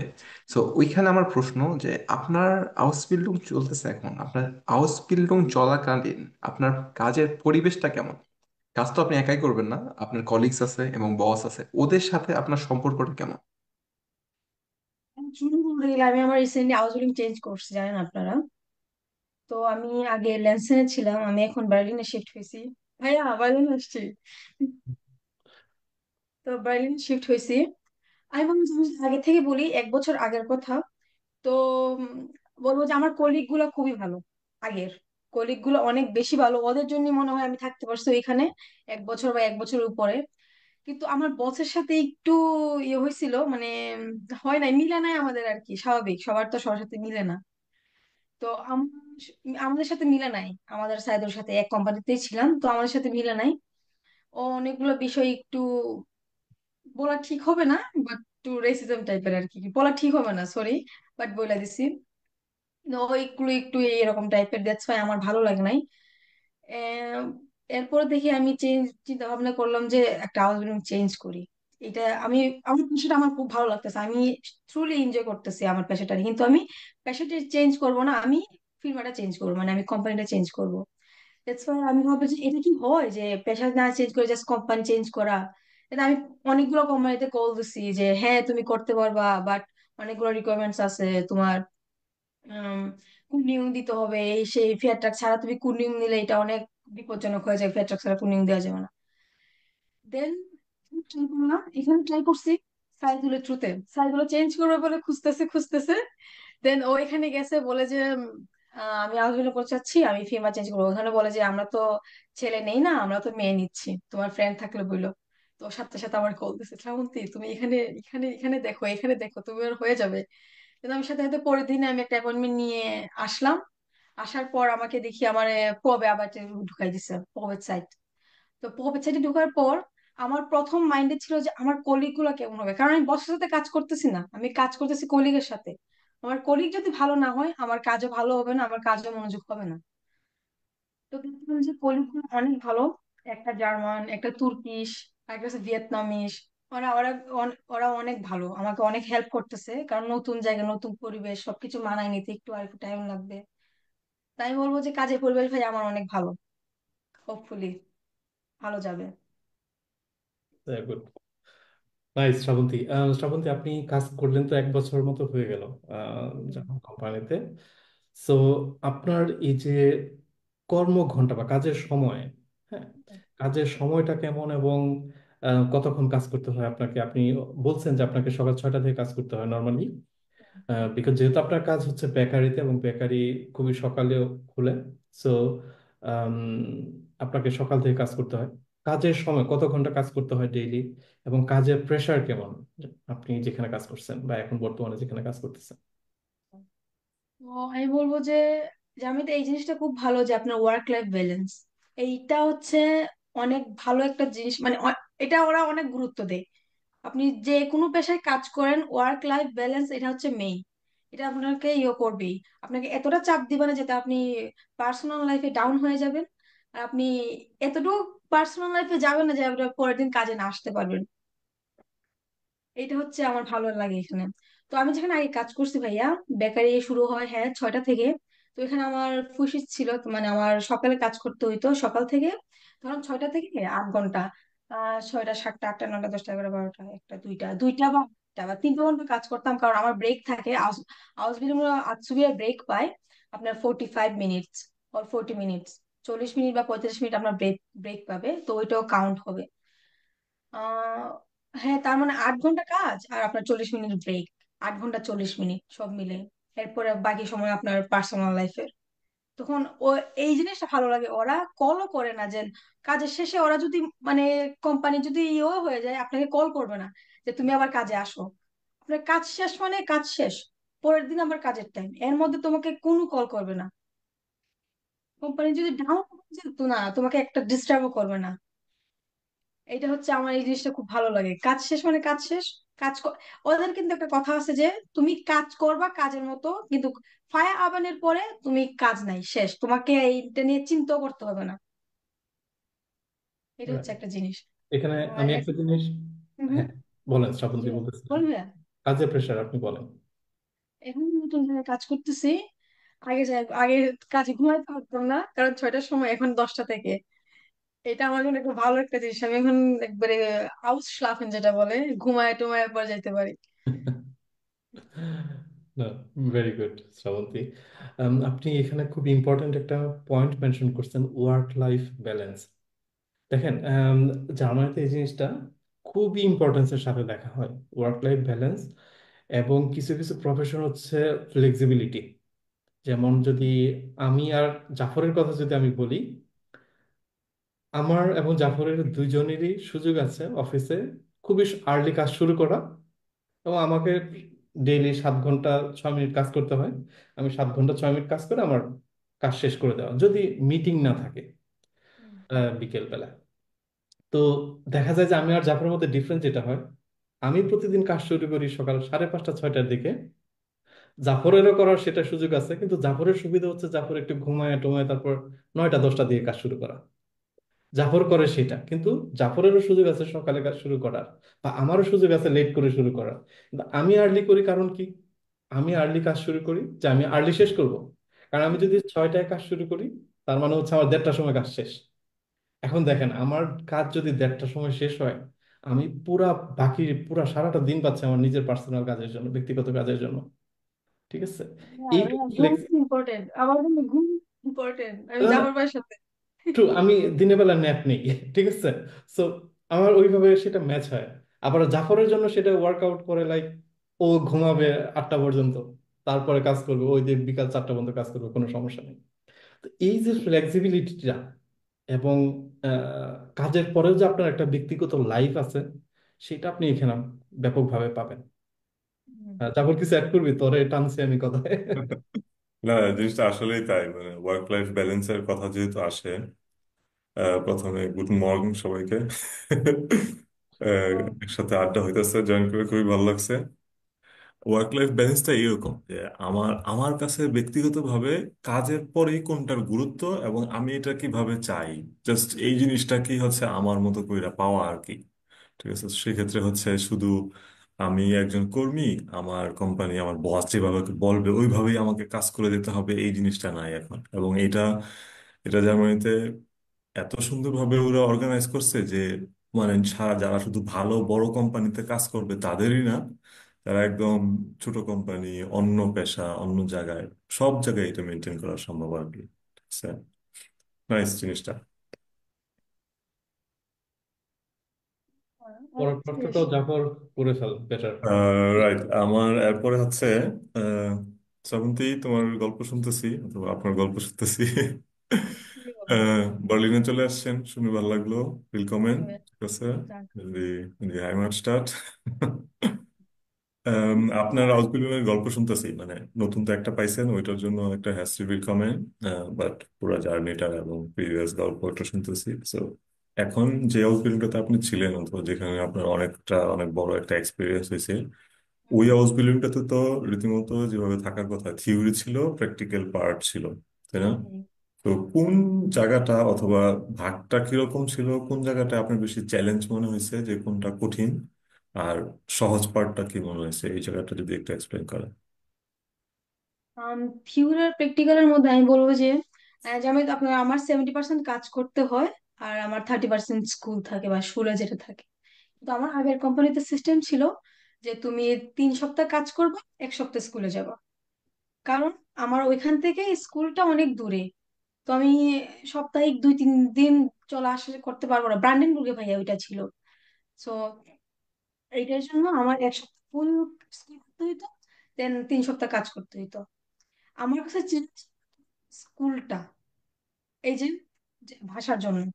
হুম। হ্যাঁ, কারণ আউসল্যান্ডার হিসাবে, মানে ফরেনার হিসাবে, জার্মান ভাষায় পড়ালেখা করা, ওদের লেকচার গুলা বুঝা ডিপলি, এটা আমার জন্য প্রথম প্রথম চ্যালেঞ্জিং লাগতো। ইভেন আমার কাছে এখনো একটু একটু চ্যালেঞ্জিং লাগে, কারণ আমার মাঝে মধ্যে গুগল ট্রান্সলেট ইউজ করতে হয়। হুম। কারণ আমি যে বিয়েতে পড়তেছি যে, ভাই আমি ইংলিশ ভুলে গেছি, আমি জার্মান ভাবে, আমি সব জার্মান ভাইয়ের মুখে, মানে যে সাবজেক্টের পড়ালেখা করতেছি, তো এখানে অনেকগুলো ভোকাবুলারি আছে যেগুলো আমি আগে জানতামই না। তো ওইগুলো আমাকে নোট করতে হয়, পড়তে হয়, এটা আমার জন্য একটু চ্যালেঞ্জিং, মানে বোরিং লাগে আর কি, এইটার জন্য। আর এমনি কাজে সবকিছু ঠিক আছে, আমার কাছে থিওরিটা মানে ভালোই লাগে, সমস্যা নাই। স্কুলটাই হচ্ছে চ্যালেঞ্জ আসলে, যদি জার্মান ল্যাঙ্গুয়েজটা বলবেন। স্কুলটা আমার কাছে চ্যালেঞ্জ লাগে, হ্যাঁ। রাইট, শ্রাবন্তীর কথা শুনে আমার ইউনিভার্সিটির প্রথম লাইফের দিকের কথা মনে পড়ছে, কারণ আমি এক জায়গায় পড়া শুরু করছি, ওই জায়গায় বন্ধ করে তারপর আরেক জায়গায় করতে গেছি। আমি এমন হইতো যে জার্মানিতে ইউনিভার্সিটির লেকচার গুলো হয় 90 মিনিটের, ঠিক আছে, এবং 90 মিনিটে হচ্ছে একজন doctor, professor, engineer, rare nut, যারা এগুলো বুঝার তারা বুঝে নিবে, তারা আইসায় 90 মিনিট কথা বলবে, ঠিক আছে। তো শুরুর দিকে আমার এমন হইতো, আমি শুধু হচ্ছে প্রথম 5 মিনিট, 3 মিনিট, 5 মিনিট আর কি বুঝতাম। এরপরে যে আমি লস্ট হইতাম, ঠিক আছে, নিজের আর কোথাও খুঁজে পেতাম না, ঠিক আছে। হ্যাঁ ভাইয়া, তো প্রথম ওইটা থেকে ওভারকাম করা সম্ভব। বলো, বলতে না বলো। ভাইয়া বলুন, সমস্যা নেই। বুঝতে হ্যাঁ, পারিনি। বলুন। আচ্ছা, আমি বলছি, প্রথম প্রথম উইক যখন আমি স্কুল করছিলাম, তখন আমার কাছে মনে হয়েছে না আমি পারবো না, আমি কি শিখলাম জার্মান, আমি কেন এটা বুঝতেছি না, কেন হইতেছে না আমার দ্বারা, আমি কেন ওটা কথা বুঝতেছি না, আমি তো প্রপারলি আমার সময় দিছি, কেন এখন আমি বুঝতেছি না। কিন্তু পরে ভাবলাম যে না, জার্মানিতে আসা সবকিছু না, এখন আমাকে আরো স্ট্রাগল শুরু হয়েছে, আমার এখন ভাষা স্ট্রাগলটা ফেস টু ফেস ইয়ে করতে হবে, এটা আমাকে বুঝতে হবে। আমি যতদিন না পর্যন্ত আমি লেকচার বুঝবো, আমি মনে করবো না আমি জার্মান শিখি না। এরপর স্টার্ট করলাম জার্মান মানে শোনা, হরেন শোনা, কারণ এখানে আসার পর হরেন আর এক্সপ্রেশন এতটা গুরুত্ব, কারণ তুমি না বুঝলে কথা বলতে পারবো না, আর বুঝলেও যদি জবাব না দিতে পারি এটা কোন ধরনের, স্কুলে গিয়ে আমি কি করব, যদি আমি একটা প্রশ্ন আমি যেটা ফিল করতেছি ওটা আমি নাই বলতে পারি, তাই আমি আমি স্কুলে গিয়েই বা কি করব, আউটবিল্ডিং করেই আমি কি করব। এই জন্য এটা ভাই আমি এখন বুঝি বলতে গেলে মোটামুটি। ঠিক সেম। হ্যাঁ, যদি হ্যাঁ, যখন এটাই বলতে চাইছিলাম যে এটা অ্যাবসলিউটলি ইম্পর্টেন্ট। এবং এখান থেকে হচ্ছে এই মাইন্ড সেটআপটাও ইম্পর্টেন্ট যে আচ্ছা, আমি এখনো হচ্ছে লার্নিং মোডে আছি, আমাকে আরো আগাইতে হবে, শিখতে হবে, যেরকম ভাবে আমরা ছিলাম ওই একটা স্টেজে। Same same challenge Jewel face করছে, আকাশ ফেস করছে। সো এবং আকাশে যদিও ইংলিশে পড়াশোনা করছে, ওরও জার্মান লেকচার ছিল আমি জানি, ঠিক আছে। তো এটা থেকে বাঁচার উপায় নাই, বাট জাস্ট নিজেকে ধরে রাখতে হবে ওখানে, ঠিক আছে। এটাই জুয়েল। হ্যাঁ, হ্যাঁ, ঠিক সেম জিনিসটা আমি জাফরের সাথে অ্যাড করতে চাইছিলাম যে আমাদের যখন ফার্স্ট সেমিস্টারে ক্লাস শুরু হয়েছে, জাফরের মতো অভিজ্ঞতা যে আমাদের ফার্স্ট, জাফরের মানে 8টা সাবজেক্ট ছিল, আমার 6টা সাবজেক্ট ছিল ফার্স্ট দুইটা কম সেমিস্টারে। ছিল। হ্যাঁ, সো 6টা সাবজেক্টেই যে আহ, প্রথমে ক্লাসরুমে ঢুকতাম, যেটা বলে আর কি, ওখানে আমরা লেকচার শুনতাম, লেকচারের 5 মিনিট বুঝতাম, পরের পরের যে হচ্ছে বাকি সময়, বাকি 85 মিনিট সে বুঝতাম না। এইভাবে আমরা প্রথম 6 মাস এভাবে গেছে। কিন্তু এখানে একটা জিনিস সবচেয়ে কি পয়েন্ট, যে আমরা কখনো বুঝি না, এইটাকে আমরা কখনো একটা এক্সকিউজ হিসাবে দাঁড় করাই, কখনো ক্লাসে অ্যাটেন্ড করা বাদ দিইনি। আমরা ক্লাসে সবসময় অ্যাটেন্ড করছি, যে বুঝি না বুঝি যাই, এখন একসময় না একসময় বুঝতে পারবো। এখন দেখা যাচ্ছে মানুষ হচ্ছে ওই টপিকে নোট করতেছে, আর আমরা শব্দ নোট করতেছি, কোন শব্দটা বুঝি নেই। এ, এটা এটা অনেক অনেক ইন্টারেস্টিং ছিল, তবে অনেক মজার ছিল। দেখা যাচ্ছে যে কয়েক মাস পরে যখন বুঝতে পারতেছি আচ্ছা এই শব্দটা বলছিল, এই টপিকের কথা বলছে, তখন জাস্ট টপিকের 50% বুঝতে পারতেছি, তখন খুব মজা লাগতো যে আচ্ছা বুঝতে পারতেছি তাহলে একটু একটু, তাও আবার 100% না। এটা গেল ওই বিষয়ে। তো আমরা এখন পুরো বিষয়টা একটু সুইচ করে অন্য জায়গায় চলে যাই। যে শ্রাবন্তী, আপনি তো 1 বছরের বেশি সময় ধরে জার্মানিতে আছেন। তো এই জিনিসটা হট টপিক আমাদের বাংলাদেশি কালচারের মধ্যে, যে জার্মানিতে বসবাস করার জন্য এই খরচটা কেমন, আর আপনি এই খরচটা কিভাবে ম্যানেজ করেন, এটা কি পসিবল? হ্যাঁ ভাই, অবশ্যই পছন্দ, নাহলে তো বাংলাদেশে থাকতাম এতদিন। হইতে পারে আপনি বাংলাদেশ থেকে টাকা আনেন, সে আমরা না জানি না। না না না না না না না না না না না। আচ্ছা ভাই, এটা শুরু করে আমি যে প্রথম যখন আমি ছিলাম 1 বছর, দেন যারা একদম আসার পরে তো শখ, মানে উঠতেছিলাম আকাশে, মানে কি করব কি না, ফোন কিনছি, ল্যাপটপ কিনছি, কিভাবে কিভাবে কিনছি, হাতে কিন্তু টাকা নাই, হাতে টাকা নাই, কিভাবে কিনছি, সব কিস্তিতে কিনছি। 2 বছরের কিস্তি নিছি। এই জন্য মানে এগুলো তো জানুয়ারি করা যায়। দেন আমি পরে আমার যদি সত্যি কথা বলি, আমার আগের কোম্পানিতে পাইতাম আমি সব ব্রুটো, ব্রুটো কোনটা নেটো কোনটা ভুলে, এটা আমার প্যাস লেগে যায়। ভাই ব্রুটো জানি কোনটা? ব্রুটো হচ্ছে তোমার বেশি যেটা, আর ট্যাক্স কাটার পরে যেটা পাও সেটা হচ্ছে নেটো, নেটো। সরি, ওই হ্যাঁ নেটো। নেটো বাজারের সাথে মিলাইতে পারবো আর কি। আচ্ছা হ্যাঁ, নেটো হচ্ছে আমার সামথিং 700 থেকে 750 চলে আসতো। হ্যাঁ। তো ওইটা থেকে আমার বাসা ভাড়া, দেন একটা হিসেবে বসতাম যে আমি কি কি করতে পারবো, কি কি করতে পারবো কিনা। আমার হাজবেন্ড এই জিনিসটা অনেক ভালো লাগে, ওরা এইভাবে একটা স্যালারি দেয় যাতে একটা স্টুডেন্ট ভালো করে চলতে পারে জার্মানিতে। ওরা ওই জিনিসটা ভাবেই তোমার স্যালারি রেঞ্জ রাখি। হ্যাঁ। ব্যাপার হচ্ছে যে ওইটা আমার খরচ করার পর আমার আরো 100-200 ইউরো থাকা যাইতো, বা 100-200-250 ইউরো আমার থাকা যাইতো। পরে এই এই থাকার কারণে সাহস বসে যে না একটা ফোন নিয়ে নেই এটার জন্য। তো ভাইয়া আমি বলবো খাবার খরচ বলবো, আমার পার্সোনালি আমার খাবার খরচ এত লাগে না। আর জার্মানিতে আমি মনে করি সবচেয়ে বেশি খরচ হচ্ছে বাসা ভাড়াটা। এছাড়া আমি মনে করি আর বেশি কোনো খরচ নাই আমাদের মতো, হ্যাঁ আমার মতো সিঙ্গেল স্টুডেন্টদের মতো। তো ওই বাসা ভাড়া ছাড়া এক্সট্রা ইউজ কোনো খরচ আছে তোমাকে 400-500 ইউরো খরচ করতেই হবে। বাসা ভাড়া যদি 400 বা 500 ইউরো হয়ে যায়, এখন হচ্ছে তোমার নিজের উপর 100-150 দিয়ে তুমি মাসিক খাবার চালাইতে পারবা। তো খাবার গেল, বাসা ভাড়া গেল, আর কি আছে এখন? এই ড্রেস আপ ট্রেস আপ এগুলো আর কি, এগুলো তো আর প্রতিদিন কেনা হয় না, মাসে 2-3 বার। তো ওইটার জন্য আবার আরো 100 ইউরো ধরলাম। তো আমার ধরেন 300 ইউরো বা 400 ইউরো বাসা ভাড়া, 100 ইউরো খাবার দাবার, আমার কাছে আরো 200-250 ইউরো থাকতেছে। তো এটা দিয়ে ভালো হয়ে যাচ্ছে। কিন্তু কথা হচ্ছে তুমি যদি আরো কামাইতে চাও বা আরো আর্ন করতে চাও, তোমার কাছে এটাও সুযোগ আছে, পার্ট টাইম জব। আজসুবিরা এখানে পার্ট টাইম জব করতে এলাও। তুমি যে সাপ্তাহিক 2 দিন ছুটি পাবা, ওইটা তুমি পার্ট টাইম জব করতে পারবা। এটা তুমি জার্মানিতে এলাও। আগে ছিল 10 ঘন্টা উইকলি, এখন হচ্ছে 20 ঘন্টা। তো তোমার যদি এটা না পোষাচ্ছে, জার্মান সরকার তোমাকে আরেকটু চান্স দিছে, তোমার যদি স্যালারিতে না পোষাচ্ছে তুমি পার্ট টাইম জব করো। তবে এখানে আরেকটা তবে আছে, তোমাকে আউসবিল্ডিং ভালো করে করতে হবে। আউসবিল্ডিং অবশ্যই তোমার মেইন ফোকাস হতে হবে আউসবিল্ডিং, দেন তোমার পার্ট টাইম। তুমি পার্ট টাইম তোমার আউসবিল্ডিং করবো না, এটা হবে না, তোমার কোন কোম্পানির মালিক এটা মানবে না। এই জন্য ভাই অনেক কোম্পানির মালিক এটা এলাও করে না যে আমার কোম্পানি থাকাকালীন তুমি পার্ট টাইম করবা। যেমন আমার নতুন যে কোম্পানি, উনি এলাও করে যে তুমি বাইরে কোনো কোথাও পার্ট টাইম করবা, তুমি আমার কাছে করো, আমি তোমাকে পে করবো। এটা হচ্ছে ওনার কথা আর কি। ইটস ভেরি গুড শ্রাবন্তী, আপনি যেটা বলছেন জাস্ট আমি এক কথায় এখানে একটা আনসার দিবেন যে আউসবিল্ডিং এর স্যালারিতে আপনি তো দুই জায়গায় দুইটা শহরে থাকলেন, হুম। এবং প্রথম যে শহরটা ছিলেন লেনসেন সেটা একটু কম্পারেটিভলি ছোট ছিল, হুম। এবং এখন যেখানে থাকেন সেটা কম্পারেটিভলি বড়। জার্মানিতে এই জিনিসটা একটা নিয়মই আছে এরকম, যে শহরে আপনি কাজ করবেন সেই শহরের লিভিং এক্সপেন্সের উপর বেস করে আপনার স্যালারি নির্ধারণ করা হবে। আপনি আগে হুম। যেখানে ছিলেন আপনার লিভিং এক্সপেন্স কম ছিল, এখন যেখানে আছেন লিভিং এক্সপেন্স বেশি। আই বিলিভ আপনার স্যালারিও আগের থেকে বেশি। হ্যাঁ ভাইয়া। এটাই হয়। তা আমি আমাকে জাস্ট এক কথা একটা আনসার দিবেন যে হাউস বিল্ডিং এর স্যালারি দিয়ে একজন স্টুডেন্ট এখানে তার জীবনযাপন সুন্দর মতো লিড করতে পারবে কিনা, তার কি বাংলাদেশ থেকে আর টাকা আনার প্রয়োজন আছে কিনা। আমি তো করি না, আমি তো আনি না।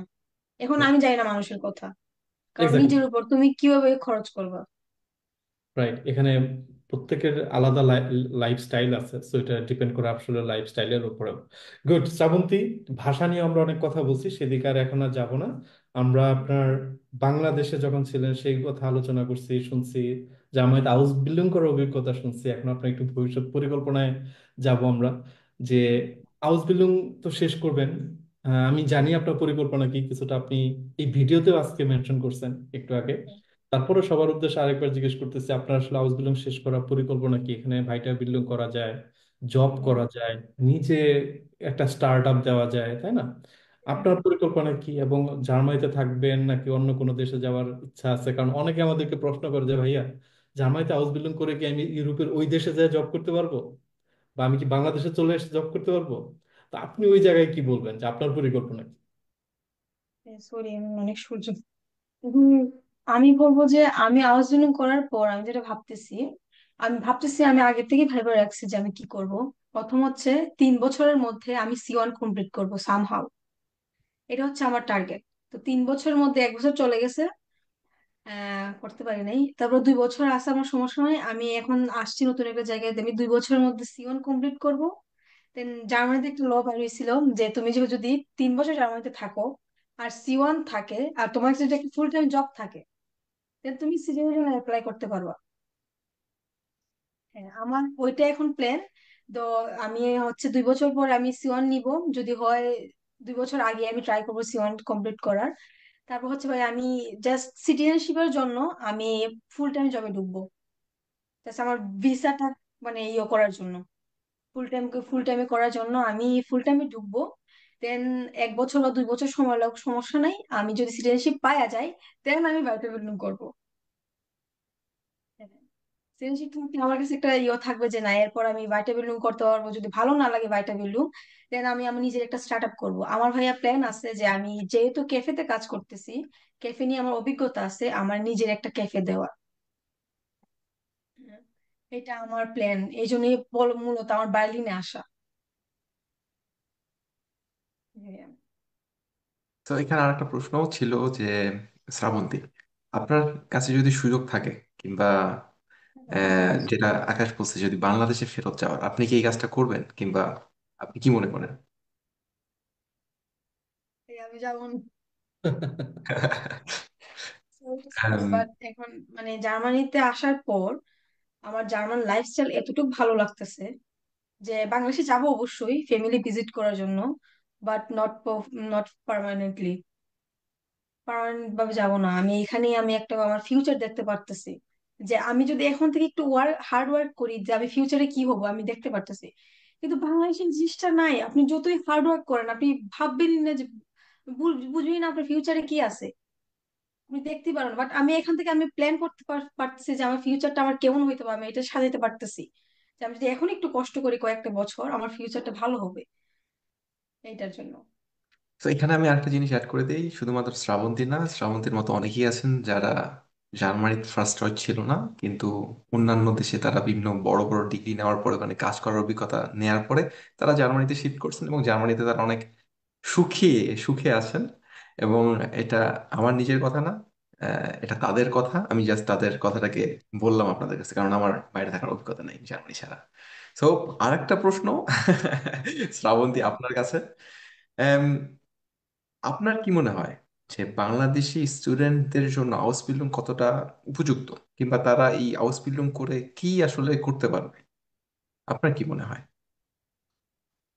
আউসবিলুং শেষে একটা জার্মানিতে ভালো কেরিয়ার বলতে গেলে হচ্ছে যে তুমি আউসবিলুং শেষে তোমার কাছে একটা ডিগ্রি থাকবে, যে তুমি আউসবিলুং শেষ করছো, তোমার 3 বছর এক্সপিরিয়েন্স আছে।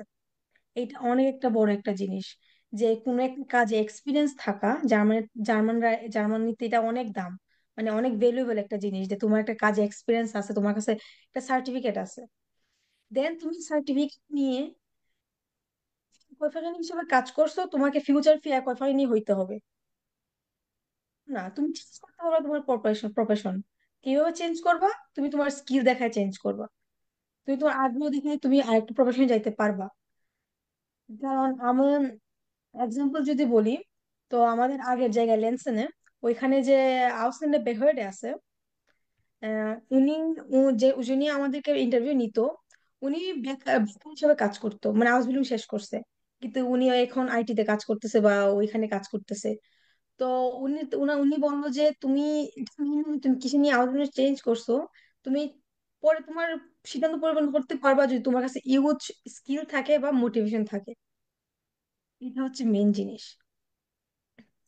আমি বলছি ফিউচার ভাই, আমি যদি আমার ফিউচার চিন্তা করি বা আমি যদি অন্যজনের ফিনিশের ফিউচার দেখি, আম, আমার দেখা মতে আমার যে কলিগরা, ওরা অনেক বছর ধরে কাজ করতেছে, অনেক একজন প্রায় এখানে 20 বছর ধরে কাজ করতেছে।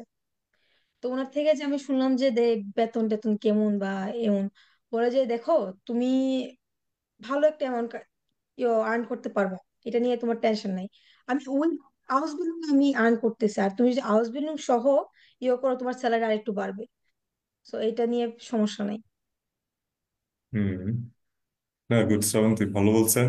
এবং আমি একটা জিনিস একটু আন্ডারলাইন করব আগের পিছনের দুইটা কোশ্চেন আগে, অনেকের জন্য হয়তো এটা, যখন আপনি খরচ নিয়ে কথা বলছেন ওইখানে আপনি একটা কথা বলছেন যে আপনি হিসাবে বসছেন আপনার টাকা পয়সাটা নিয়ে, ঠিক আছে। সো আমার মনে হয় যারা এটা নিয়ে একটু বেশি চিন্তা করেন হবে কি না, হ্যাঁ হবে। সো এই শ্রাবন্তী যেহেতু ফাইন্যান্সিয়ালি ওই জিনিসটা শিখে ফেলছে, হিসাবে বসতে হবে, তাহলে সবকিছু কন্ট্রোলে থাকবে, ঠিক আছে। হ্যাঁ, তাহলে হবে। সবকিছু নিয়ন্ত্রণে হ্যাঁ, থাকবে। বেতন পাওয়ার আগেই তোমাকে মেনে নিতে হবে যে তুমি কি কি করবা কি কি না। রাইট, হ্যাঁ। তাহলে Right, সেটা সেটা খুব ইম্পর্টেন্ট যে আমার আমার ফাইন্যান্স যেন আমার কন্ট্রোলে থাকে, ঠিক আছে? হ্যাঁ। আরেকটা প্রশ্ন আপনার কাছে শ্রাবন্তী, অনেকেই এটা করে আর কি, ঠিক আছে, হুম, যে বাংলাদেশিদের জন্য, আমাদের বাংলাদেশ থেকে যারা জার্মানিতে হাউস বিল্ডিং করতে চায় অথবা কিছু একটা করতে চায় জার্মানিতে, আপনার কি মনে হয় যে হাউস বিল্ডিং কতটুকু উপযোগী তাদের জন্য, অথবা হাউস বিল্ডিং তারা কিভাবে, এটা তাদের কিভাবে দেখা উচিত, আপনার কি মনে হয়? হচ্ছে যে ভাইয়া জার্মানিতে তো অনেক ভাবে আসা যায়, স্টুডেন্ট হুম। ভিসা আসা যায়, হাউস এ আসা যায়, অনেক ভাবে আসা যায়। কিন্তু আমি অনেক দেখছি যে এখানে স্টুডেন্ট ভিসা আইসা হাউস বিল্ডিং সুইচ করছে, দেন অনেক আছে আবার হাউস বিল্ডিং আইসা স্টুডেন্ট ভিসায় শিফট করছে। তো এখন নিজে সব মনে করে যে নিজের উপর, যে তুমি নিজে কিভাবে দেখতে চাও বা নিজে কিভাবে প্রিপেয়ার করতে চাও।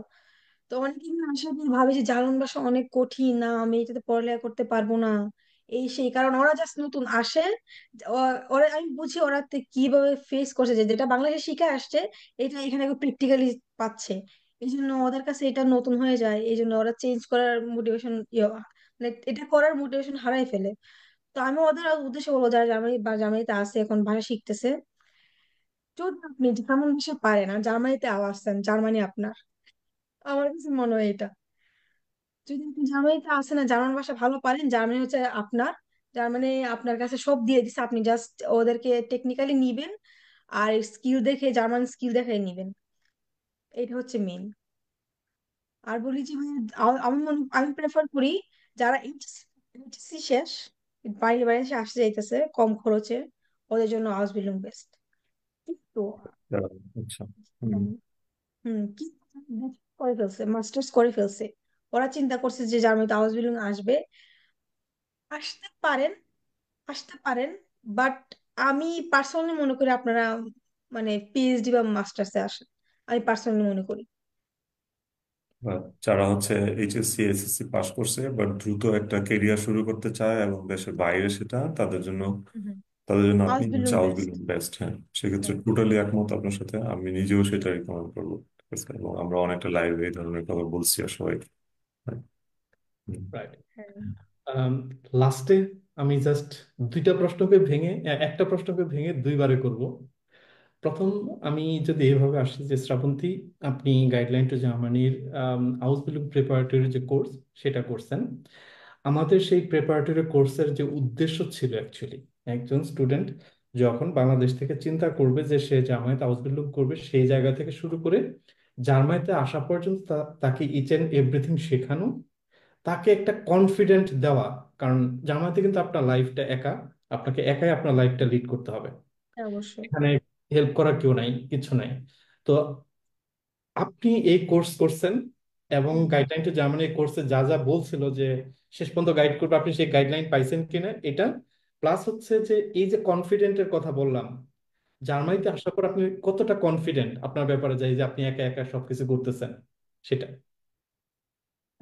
ফার্স্ট অফ অল যখন আমি শুরু করছিলাম আমি নিজেকে মানে বিশ্বাস করতে পারছিলাম না যে আমি এটা করতে পারবো কি না, কারণ আমি একা একটা মেয়ে। তারপর যা বাংলাদেশে যেটা হয় মেয়েদেরকে মানে ম্যানিপুলেট করে ফেলে যে মেয়েরা এটা করতে পারবে, এটা করতে পারবে, এটা করতে পারবে না, এটা করতে পারবে না, জাস্ট ম্যানিপুলেট করে ফেলে। দ্যাটস ওয়াই আমার একটু ভয় লাগতেছিল যে আমি তো আমি একা গিয়ে কি করব কি না। দেন আমি আসলে কি জার্মান ভাষা শিখতে পারবো, জার্মানির দিকে চলাফেরা করতে পারবো কিনা। দেন আমার গাইডলাইন জার্মানির সাথে পরিচয় হয়। আমি বলবো যে আমার A to Z জার্মানিতে আসার আগ পর্যন্ত যে গাইডলাইন, আমি ওইটা প্রবাবলি পাইছি, না পাইলে আজকে আমি জার্মানিতে থাকতাম না, আজকে আমি বাংলাদেশে থাকতাম। আর জার্মানিতে আসার পর ইভেন এখন মেয়েদের থেকে গাইডলাইন নিতেছি। শুন, কিছু হলে আমি আকাশ ভাইয়ের কল দিই, কিছু হলে আমি জাফর ভাইয়ের মেসেজ দেই। আমি এখন ওদের থেকে পাচ্ছি। ওরা আমাকে একটা স্টুডেন্ট হিসেবে ট্রিট করে না, ওরা আমাকে একটা ফ্যামিলি হিসেবে ট্রিট করে। হ্যাঁ, যখনই প্রয়োজন হয় আমি আকাশ ভাইয়াকে জাস্ট কল দিয়ে দিই, ভাইয়া আমার এটা সমস্যা, এটা সমস্যা। আকাশ ভাই বলছে আমাকে চিন্তা করেন না। আমি ট্রুলি এখনো একটু বেনিফিট পাচ্ছি। সো আমি বলবো যে guiding to Germany is best platform for out building or for anything. Good Srabanti, thank you সুন্দর কথা বলার জন্য। লাস্ট প্রশ্ন আপনাকে আমার। আপনি যে কোর্স করে আসছেন আউটব্লু প্রিপারেটরি কোর্স, সেই আমাদের নেক্সট ব্যাচ শুরু হবে মে মাসের 1 তারিখ। মে মাসের 1 তারিখে একটা ব্যাচ শুরু হবে। যারা হাউস বিল্ডিং প্রত্যাশী এই মুহূর্তে বাংলাদেশ থেকে, যারা হাউস বিল্ডিং করার কথা চিন্তা করতেছে জার্মানিতে, আপনি কি তাদেরকে এই কোর্স রেকমেন্ড করবেন কিনা? অবশ্যই আমি এই কোর্স ওদেরকে রেকমেন্ড করব। আমি ওদের উদ্দেশ্যে বলতেছি যে এত কিছু চিন্তা ভাবনা করে লাভ নাই যে কি জার্মানিতে। ভাই আমি যখন জার্মান কোর্স জার্মান মানে শুরু করছিলাম, আমি এত কিছু চিন্তা করি নাই যে আমি জার্মানিতে গিয়ে কি করব, যাইতে পারবো কিনা। আমার কাছে আমার মাথায় নেগেটিভ থট আসে নাই। একবার ট্রুলি স্পিকিং, আমার নেগেটিভ থট আসে নাই। আমার কাছে ছিল যে ওরা যদি যাইতে পারে আমি কেন পারবো না। আমি এভাবে চিন্তা করতাম। আমার দুজন গেছিল আগে, আমি বলি যে ওরা যদি করতে পারে তো আমি কেন পারবো না, ওরাও ভাত খাই আমিও খাই। It's truly speaking. আপনারা কোন চিন্তা ভাবনা আনবেন না। এখন হচ্ছে জার্মান ভাষায় আপনারা ফোকাস দিবেন যদি আসলে জার্মানিতে আসতে চান আজীবন করতে। জার্মান ভাষায় ফোকাস দিবেন। আর মানুষের আজে বাজে কথা, আজে বাজে এইগুলা মাথায় নিবেন না, যেটা আমিও করি নাই। পাশে এখন আপনি কিন্তু অনেক পপুলার, তারপর অনেক নেগেটিভিটি অনেক ছড়াইছে ইয়েতে আজবিলুম নিয়ে। যেমনটা পপুলার হয়েছে তেমনটা আপনার নেগেটিভিটি ছড়াইছে। তো আমি বলবো যে নেগেটিভিটি থেকে দূরে থাকবেন। আপনার মন যেটা বলে আর আপনার মোটিভেশন ঠিক রাখবেন, তাহলেই হবে। আর অবশ্যই আমি রেকমেন্ড করবো এই যে গাইডলাইন টু জার্মানি কোর্সটা, কারণ আপনারা যথেষ্ট গাইডলাইন পাবেন, trust me. Thank you Srabanti, আপনার কাছ থেকে এক্স্যাক্টলি 1 ঘন্টা সময় চেয়েছিলাম। আমরা 1 ঘন্টা 2 মিনিট আছি এই মুহূর্তে। তো ইয়া, তারপর বলবো যে আমরা ইন টাইম, তাই না? থ্যাংক ইউ ভাইয়া। অনেক অনেক ধন্যবাদ আপনার আপনার এই সময়ের জন্য। এবং আপনি মাঝখানে এমন কিছু কথা বলছেন, যারাই এই ভিডিও দেখছে আই বিলিভ যে তাদের এই ভিডিও থেকে অনেক কিছু নেবার আছে, অনেক কিছু শেখার আছে। এবং লাস্টের পয়েন্টটা আমি একটু আলাদা করে মেনশন করতে চাই, খুবই ইম্পর্টেন্ট কথা, যে নেগেটিভিটি থেকে দূরে থাকেন, পজিটিভ পজিটিভ চিন্তা করেন। কারণ এটা দুইটা ডিরেকশন। আপনি যদি নেগেটিভ চিন্তা করেন, নেগেটিভ চিন্তা আপনাকে শুধুমাত্র পেছনের দিকে নিতে পারবে। আর আপনি যদি সামনের দিকে যাইতে চান, তাহলে আপনাকে শুধুমাত্র পজিটিভ চিন্তা করতে হবে।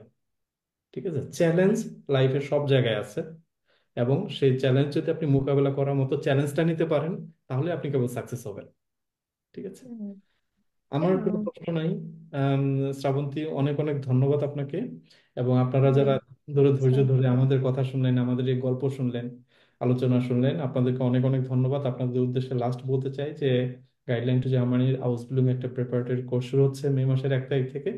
আপনারা যারা আগ্রহী আছেন, অবশ্যই এপ্রিল মাসের 25 তারিখের মধ্যে রেজিস্ট্রেশন করে ফেলবেন। এবং রাইট।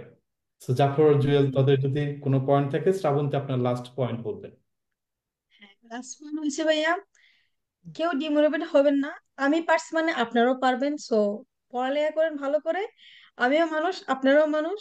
সো মানে ধুমসে ভাষাটা ভাষাটা শিখেন ভালো করে, এটাতে এফোর্ট দেন। ট্রাস্ট মি, আপনার এই এফোর্ট কোনোদিন বৃথা যাবে না। হইতে পারে কয়েকদিন পরে আপনি রেজাল্ট পাবেন, প্রথমে একটু কষ্ট পাবেন, কারণ কয়েকটি ইয়ে হবে। দেন আপনি আপনি পরে প্রাউড ফিল করবেন যে আমি যা যা করছি। ট্রাস্ট মি, কষ্ট শ্রম দেন, এই শ্রম জীবনে বৃথা যায় না। এটা বলবো, এটাই। তো এক্স্যাক্টলি। শ্রাবন্তীর কথা ধরে আমি আপনাদেরকে এটাই বলতে চাচ্ছি যে আপনি যেটা করতেছেন এখন বর্তমানে থাকেন। বর্তমানে আপনার যেই কাজটা সেখানে 100% ফোকাস দিয়ে করেন। 100% যদি কম হয়ে যায় 100%-এর বেশি দেন। কিন্তু বর্তমানে থাকেন। এবং আপনার ভবিষ্যৎ বর্তমানটা যদি ঠিকভাবে করেন, ভবিষ্যৎ অটোমেটিকলি ভালো হবে। যেটা শ্রাবন্তী করছিল, যে ভাষা শেখার সময় ভাষা শিখছে, অ্যাপ্লিকেশন করার সময় অ্যাপ্লিকেশন করছে। তো আশেপাশে নয়েজে কান না দিয়ে জাস্ট নিজের কাজটা করে যাবেন, সফল হবেন। আবারও ধন্যবাদ শ্রাবন্তী আপনাকে, আমাদেরকে আপনার মূল্যবান সময় দেওয়ার জন্য এবং আপনার সেই মূল্যবান এক্সপিরিয়েন্স, যেটা আসলে টাকা দিয়ে কেউ কিনতে পারবে না, সেই এক্সপিরিয়েন্সটা শেয়ার করার জন্য অনেক অনেক ধন্যবাদ জাফর। না, আমার সবচেয়ে কোনো প্রশ্ন নাই। বার্লিনে আসছেন, খুবই ভালো লাগতেছে। বার্লিন কেমন লাগতেছে সেটা একটু বলেন। ভাইয়া বার্লিন তো সেই জোস। ওকে, নাইস। হ্যাঁ, বার্লিন তো অনেক ভালো। এখন আমি বার্লিনে তো আগে আসতামই মোটামুটি, বাট এখন বার্লিনে থাকতেছি। একটু সমস্যা হইতেছে কারণ নতুন জায়গা তো একটু মানায় নিতে হইতেছে।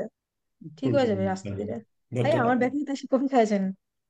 আচ্ছা ঠিক আছে, তুমি অ্যাড্রেস দিও কোথায় সেটা। হ্যাঁ হ্যাঁ। Not better than Hamburg. হ্যাঁ। বার্লিনার। ডিপেন্ড করে কোন জিনিসটা মানুষ কম্পেয়ার করে। বাট আমার কাছে পার্সোনালি এটা ইম্পর্টেন্ট যে আমি কোন সিটিতে থাকতেছি, ওই সিটিটা ওই শহরটা আমি পছন্দ করি কিনা, আমার ভালো লাগে কিনা। আদারওয়াইজ ওইখানে লাইফটা এনজয় করতে আমি পারবো না। না ভাইয়া, বার্লিন সবাই স্থাপন করে নেই, এটা বলে লাভ নাই। গুড, তাহলে কোথাও না কোথাও দেখা হয়ে যাবে অবশ্যই শ্রাবন্তী। বাস অবশ্যই ভাইয়া। আপনার কফি শপের অ্যাড্রেস দিবেন, চলে আসবো একদিন। ভাইয়া অবশ্যই। ঠিক আছে, তাহলে বেস্ট অফ লাক। হ্যাঁ হ্যাঁ। সো তাহলে আজকের মতো আমরা লাইভটা এখানে রাখবো। আপনাদের অনেক অনেক প্রশ্ন, যে কারণে এত প্রশ্ন নিলাম না, শ্রাবন্তীকেও আর ধরে রাখা যাবে না, কারণ 1 ঘন্টা সময় নিচ্ছে, 1 ঘন্টা 6 মিনিট বেশি নিয়ে ফেলছি। তো অনেক ধন্যবাদ শ্রাবন্তী, এবং আপনারা যারা এই ভিডিও এতক্ষণ ধরে দেখছেন আপনাদেরকে অসংখ্য ধন্যবাদ। এবং সামনে শ্রাবন্তীর মতো অন্য কাউকে নিয়ে আসবো। এবং মোটিভেশনের কথা যদি বলেন, আপনার সামনে এই যে জীবন্ত মোটিভেশন, কারো যদি মোটিভেশনের দরকার পড়ে এই ভিডিওটা দেখবেন, শ্রাবন্তীকে দেখবেন, জীবন্ত মোটিভেশন। এখানে অন্য কারোর কথা শোনার কোনো প্রয়োজন নেই। ভালো থাকবেন হ্যাঁ। সবাই। পরে কোনো একটা ভিডিওতে, ইভেন্টে, সেশনে কথা বলবো আমরা। টিল দেন, আল্লাহ হাফেজ।